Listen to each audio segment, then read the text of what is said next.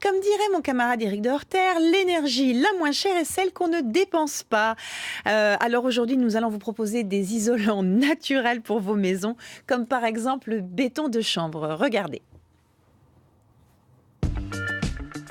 Dans quelques jours, cette grange en pleine rénovation dévoilera son nouveau visage grâce à un procédé inédit.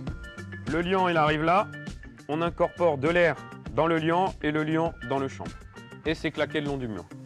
Curieux, professionnel, une trentaine de personnes a fait le déplacement pour découvrir le torchis moderne.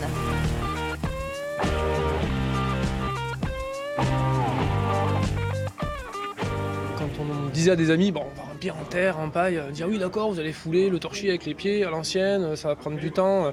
Et du tout, non, on arrive à remplir en 2 jours. Là, on a une surface de 60 mètres cubes à remplir, sur un logement qui va faire 80 mètres carrés.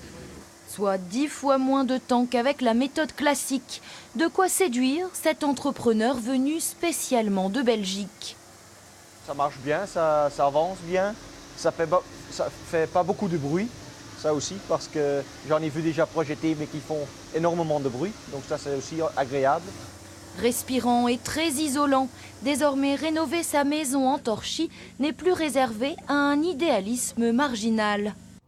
Mais oui, alors on parlait donc béton de chanvre et là on était dans le nord de la France et on va redescendre dans le sud avec les balles de riz, mais pas les balles... Non, les balles qui en... La balle, l'enveloppe. L'enveloppe. C'est de la balle. Mais ouais, c'est de la balle. Très bonne idée, ça, d'utiliser justement l'enveloppe de la céréale. Oui, j'ai eu la chance de croiser Pierre Delot qui a créé cette association qui s'appelle Bâtir en balle. Oui. Et il est en train de réfléchir comment les enveloppes de céréales, ou pas uniquement des céréales, parce que le sarrasin, par exemple, c'est pas une céréale, Oui, il faut le décortiquer aussi. Bah, tout ce qui a une balle. Voilà. Tout ce qui a besoin d'être décortiqué, en général, ce qui est issu de ce décortiquage, ça n'est pas valorisé, c'est considéré comme un déchet. Et en fait, on s'est rendu compte que ça pouvait servir à isoler. Et c'est pour ça que j'ai consacré le prioritaire qui viendra samedi, le week-end. Vous aurez le détail plus complet samedi. Là, on voit effectivement quelques images de ce que vous avez tourné. C'est assez incroyable parce que c'est très compact. Mais comment on va le mettre dans les murs, dans les plafonds? La mise en œuvre est très simple. Là, on a filmé un premier chantier qui se trouve à Venelle, de 3 maisons tout en bois.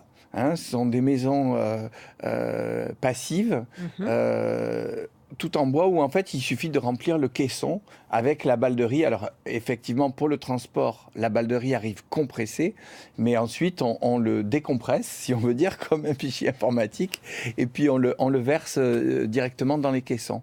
Et c'est vrai que dans notre région, on n'a pas tellement, on se dit qu'il fait pas si froid que ça. Mais qu'est-ce qui fait chaud?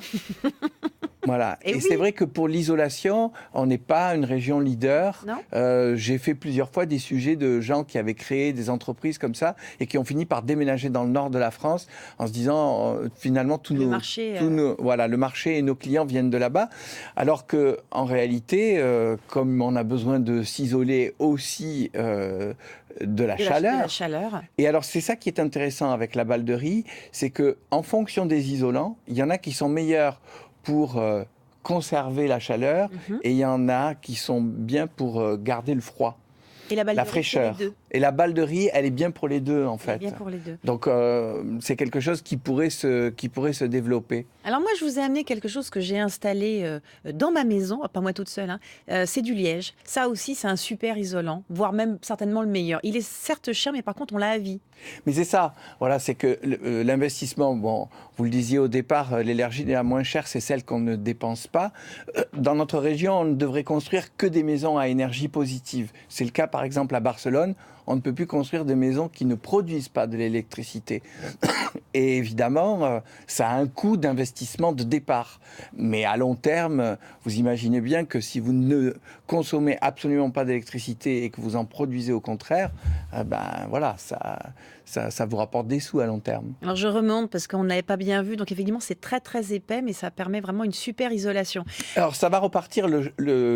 C'est quelque chose qui a été utilisé dans notre région, puisque dans le Var, il y a du chêne Mhm. Liège.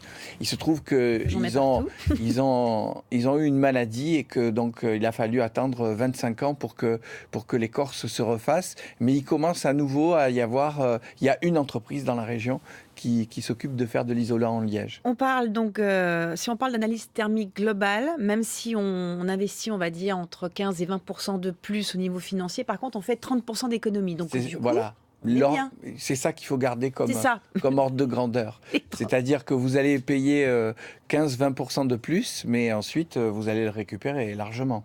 On termine juste en disant 2 mots sur la laine de verre. Vous savez, ce truc qui est absolument horrible et qui gratte et qui n'est pas bon pour la santé. Alors, il y a différentes études qui nous montrent que, effectivement, en vieillissant, la laine de verre, elle fait des micro-poussières et qu'on risque d'avoir le même problème qu'avec l'amiante.